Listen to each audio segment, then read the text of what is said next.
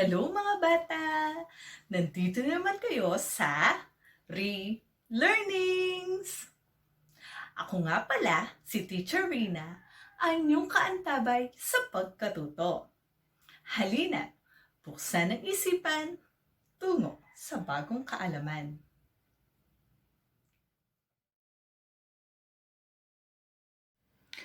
What is flood? Have you experienced it? What causes flooding? How does flooding occur? What are the impacts of flooding to humans and properties? Do you know that things that you should do before, during, and after flooding? For today's lesson, we are going to answer these questions.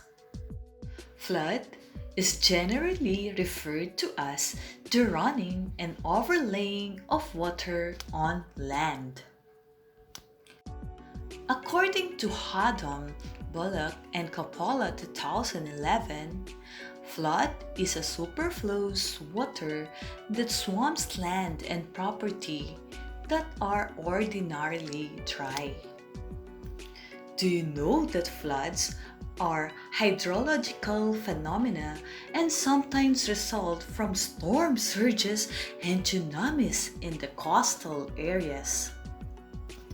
The formation of flood is characterized by the rise of water from a stream, water drainages, and close body of water and rivers that are overflowing on adjacent land. So the term here is overflowing. So now you already have an idea on what is flood. Now, let's answer this question, children. Are you ready? What are the kinds of hazards that can cause flooding? According to Haddo, Bullock and Coppola 2011, flood hazard is compounded by problems of sediment deposition, drainage congestion, synchronization of river flows with sea tides in the coastal plain. It is also note-taking that human activities can cause flooding. So we are also responsible for flooding. Now, how does flooding occur? The first reason is there is an intensity and duration of rainfall. We usually experience this when there is a typhoon. The second is that flooding occurs because of soil condition and ground cover. And lastly, flooding occurs because of flash flood, storm surge, and tsunami.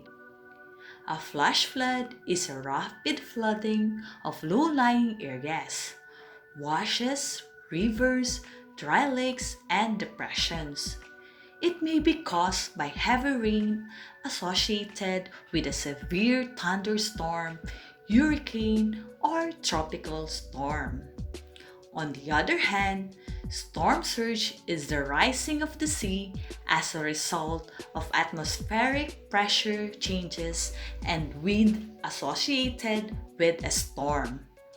And lastly, tsunamis are giant waves caused by earthquakes or volcanic eruptions under the sea. Lastly, it can lead to long-term effects if we do not learn how to cope up and deal with it.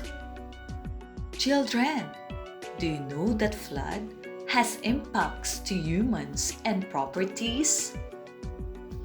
The first impact is it damages our physical properties.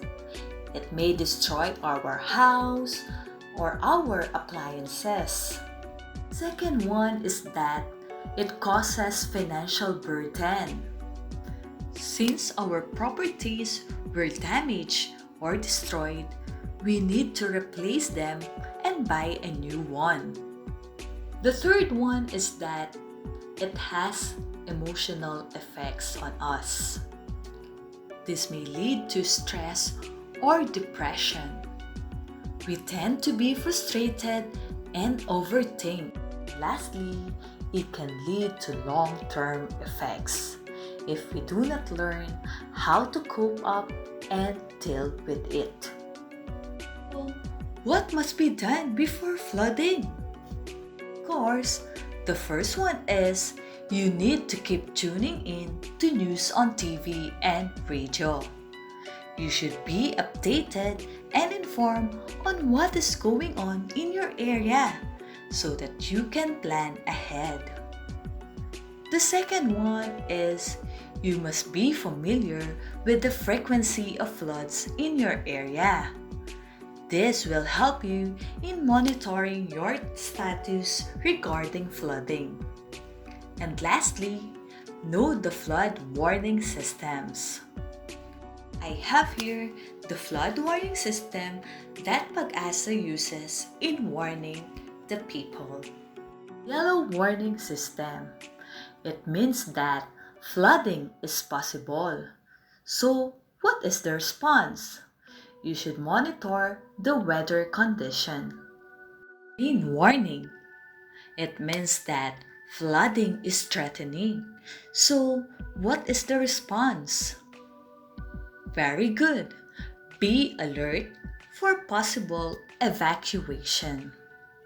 Lastly, we have the red warning. Serious flooding is expected in low-lying areas. So, what is the response? Evacuation. What must be done before flooding? Fully charge your cell phones so that you can still communicate with your loved ones and ask help if necessary. Next is prepare your emergency lights. Please go to a higher area or do a preemptive evacuation. Next is you should prepare your family or friends for possible evacuation. You should also keep all important documents inside a safety box or Ziploc bags so that they won't get wet.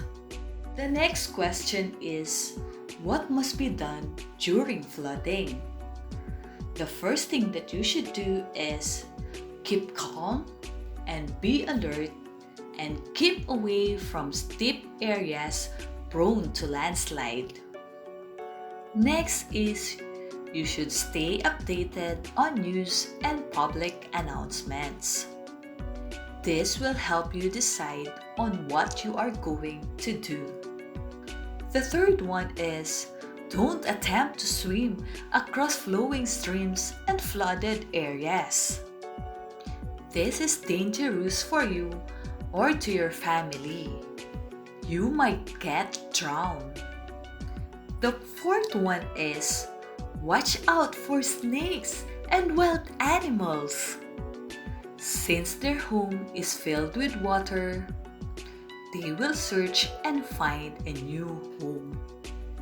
And lastly, drink and eat only clean or at least boiled water. If you are unsure if your water is still safe for drinking, boil it to kill the bacteria. Next is stay away from electric and telephone cables. You might be electrocuted when you touch live wires. Lastly, listen only to reliable people. Don't be a victim of fake news. So the last question is, what must be done after flooding? The first thing that you should do is report structural damages so that they can be repaired or replaced. The second one is don't plug appliances that were submerged in flood water. The third one is avoid affected areas. Don't try to go or visit these areas. The fourth one is stay tuned into the news. You still need to update yourself with current news.